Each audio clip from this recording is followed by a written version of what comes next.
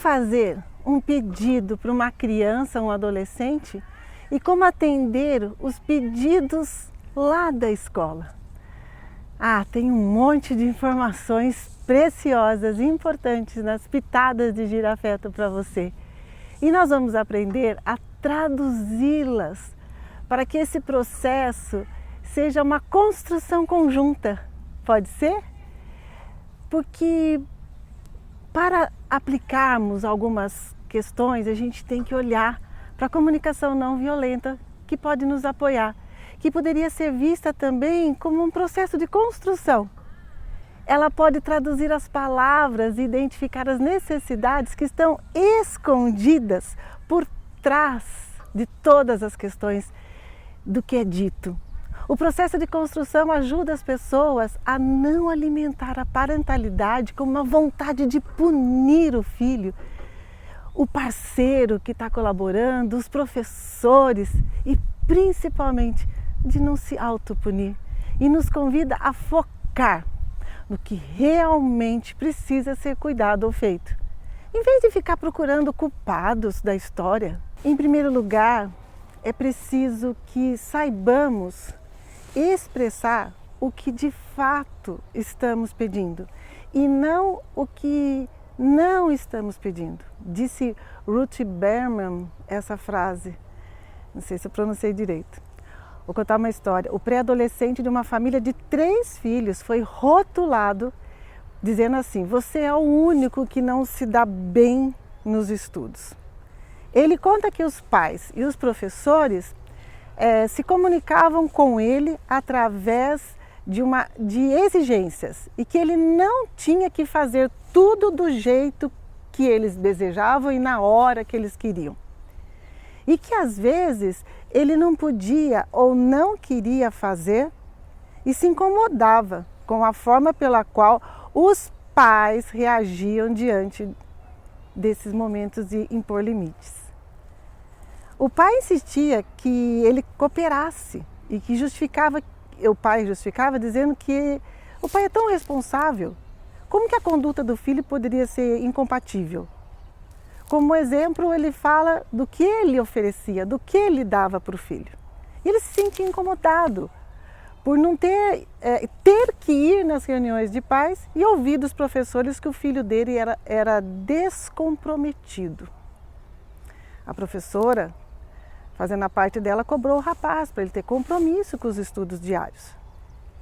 Essa linguagem vaga, abstrata, pode mascarar um jogo interpessoal de opressão.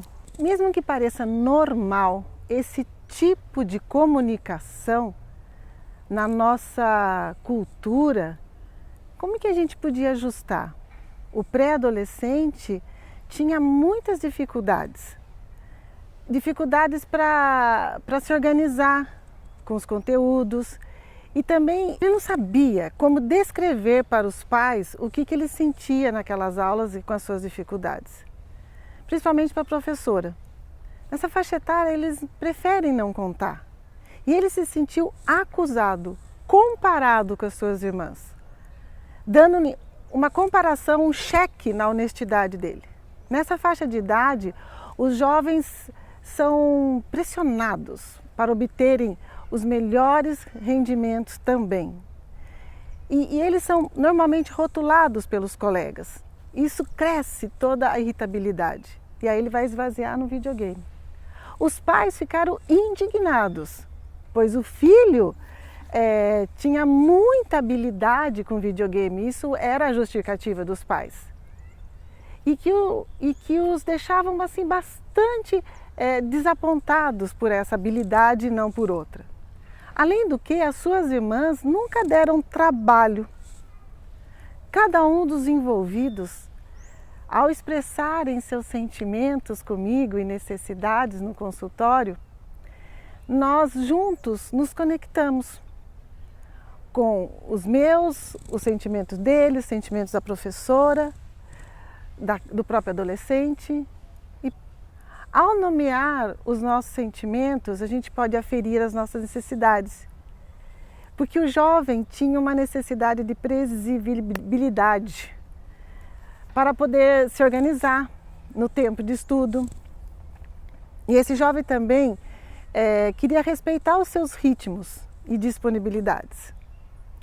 Além disso, ele deseja buscar autonomia e que isso não cuidava das coisas dele da forma como estava acontecendo. Então, gente, nós investimos coletivamente ali naquele atendimento e o que estava por trás das exigências dos pais e dos professores.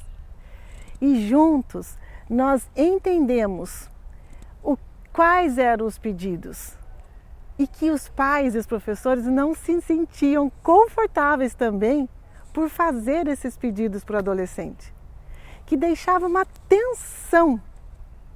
E as necessidades se acumulavam, até, gente, o momento do que aconteceu de não aguentar mais. E aí os pais explodiram várias vezes, exigindo apoio e cooperação para ontem. Foi um momento muito bonito para ambos, porque todos entenderam que poderiam conviver com mais harmonia. Os pais refletindo sobre essa dificuldade em pedir o que precisava. E antes da situação ficar insustentável, tudo foi conversado. O pré-adolescente entendendo também como cooperar e ao mesmo tempo respeitar seus próprios ritmos e limites. Além da importância de se fazer pedidos, gente, é contar com o apoio de outras pessoas. Entendi, com esse conflito das pitadas de girafeto, que se organiza no tempo e um ponto-chave das relações não violentas, uma forma de evitar e sucumbir exigências e ameaças dos outros, encontrando recursos alternativos. Se a outra pessoa não puder ou não quiser entender imediatamente, a gente pode esperar o tempo dela também, tá bom? Evidentemente que cada caso é um caso e é necessário avaliar individualmente, por isso eu atendo no consultório 1 a 1. Infelizmente aqui no vídeo tenho pouco tempo e o tempo é muito curto. Enquanto pensamos que as pessoas não sabem fazer pedido e ordem é ordem, os conflitos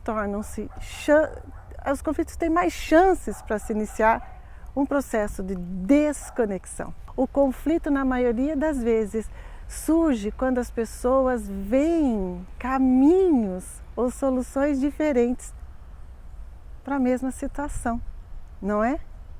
O que você acha?